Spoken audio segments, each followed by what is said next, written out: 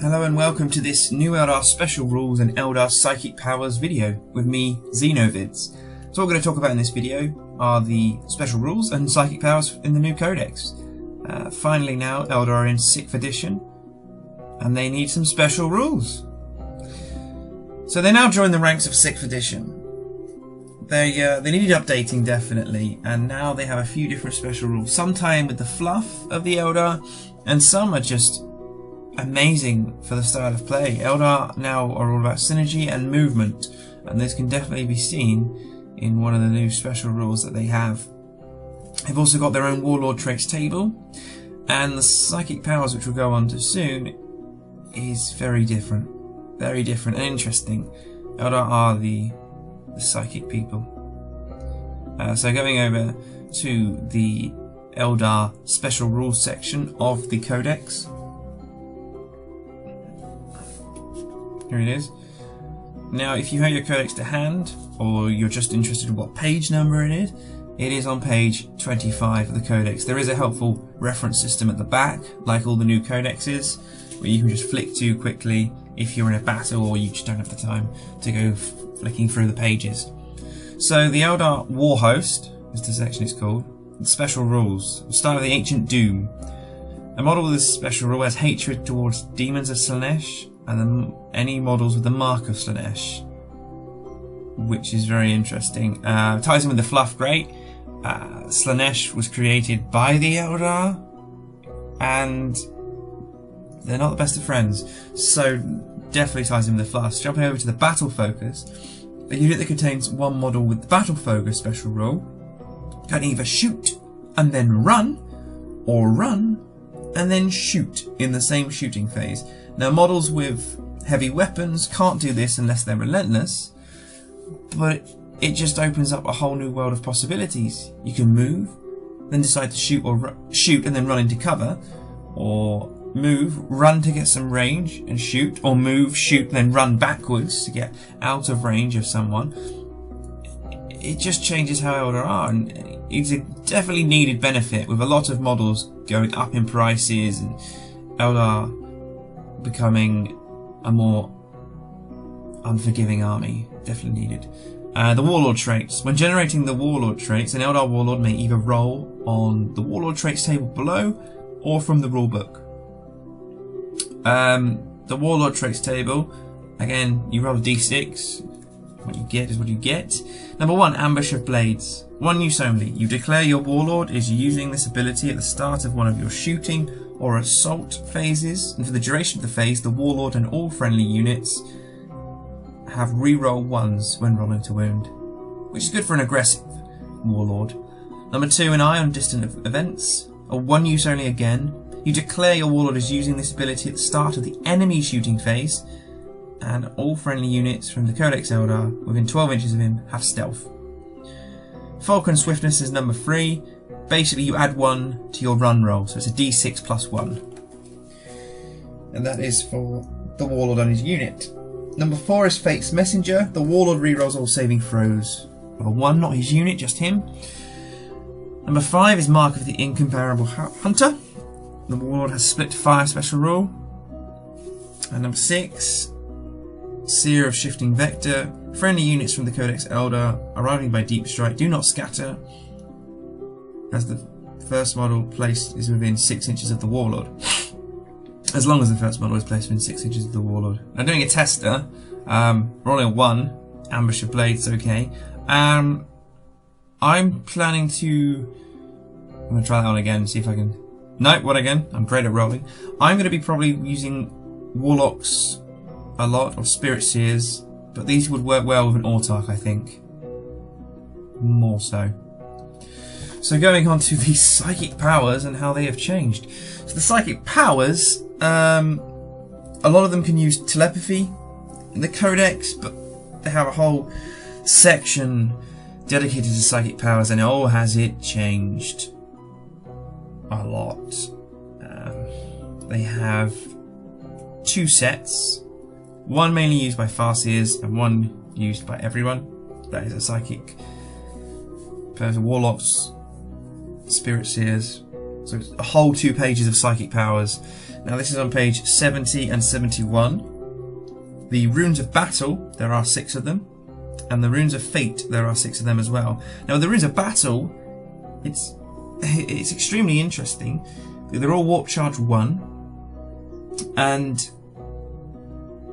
you have 2 abilities to each of the powers. You have a conceal, or you have a what would you say? One where it affects your unit or your army, and one where it affects an opponent's unit. So you essentially get 2 for the price of 1, and you get to pick and choose. So number 1, or the Primaris power, sorry, Conceal, which is a blessing that targets the Psyker. Whilst the power is in effect, the Psyker has Shrouded. And Reveal is a malediction that targets a single enemy unit within 18 inches. Whilst the power is in effect, all models in the target unit lose stealth and Shrouded. So it takes away their cover, which is very interesting. Again, you kind of see how you play with the model that has that power. Number 1, Destructor. Now this is a Witchfire power, which is a template weapon, strength 5, AP 4, assault 1, soul blaze. Not bad if you're going up with, say, a unit of jet bikes, or if you're holding back and you want a defensive warlock for your units, because you now can have a seer council kind of thing and split the warlocks up, like the Necrons do with their royal court. And Renewal is a blessing that targets a single friendly unit within 18 inches, and one model of your choice in the target unit immediately regains a wound lost in battle. So if you have, say, a Wraith Knight or an Avatar, you can decide to give them a wound back, which is huge. It makes them more survivable and a better way of playing. Number 2, Embolden is a blessing that targets the Psyker. Now whilst the power is in effect, the Psyker and his unit have Fearless. Or then there's Horrify, which is a malediction, targets a single enemy unit within 18 inches, and all models in the target unit suffer -3 to their leadership. So any low level leadership, like Tau for example, are not going to enjoy this. And if you rolled this, again, on a warlock who has a jet bike in a jet bike unit which can move 12 inches, and then you can fire this on them, shoot that unit, they are going to fail their leadership test and run off and run away. Number 3, Enhance is a blessing that targets the Psyker, and whilst the power is in effect, the Psyker and his unit have +1 to their weapon skill and initiative. And Drain is a malediction that targets a single enemy unit within 18 inches, and whilst the power is in effect, all models in the target unit have -1 to their weapon skill and initiative. Again, very interesting way. I'm not sure I'm wanting to get into close combat with my psychic models, but obviously if they're there with a unit which are designed for close combat, like the Wraith Blades, that could help them out a lot and be very interesting. Eldar are becoming very tricky again. Number 4 is Protect, or Jinx, and Protect is a blessing that targets the Psyker, and whilst the power is in effect, the Psyker and his unit have their armor save improved by 1 to a maximum of a 2+ armor save, which is huge. So if a warlock is on a jet bike, he gets a 3+ armor save, and his unit then become 2+. That's amazing. And Jinx is a malediction that targets a single enemy unit, and whilst this is in effect, models that have been affected by this, their armor save is reduced or worsened by 1 up to 6+. So, sorry Terminators or Space Marines, you're now going to have the same armor as us. Quicken is number 5, or Restraint. Quicken is a blessing that targets the Psyker whilst the power is in effect. The Psyker and his units run an extra 3 inches, d6 +3. And Restrain, that targets a single enemy unit within 18 inches. And whilst the power is in effect, models in the target unit cannot run. It's okay. 6 is in Power and Innovate. Empower is a blessing that targets the Psyker, and whilst the power is in effect, the Psyker and his unit have +1 strength. And Innovate is a malediction that targets a single enemy unit within 18 inches, and whilst the power is in effect, the model has -1 to the strength. So I'm just testing out with the dice what I could get. It's interesting. It adds another flavour and element to your unit if you have a warlock in the unit, because it can boost them greatly. Even if it's a simple guardian unit, it makes them very tricky. And yes, psychic powers you have to roll now, but with the psychic powers from the Eldar one, it will make it more fun and add variety to the game.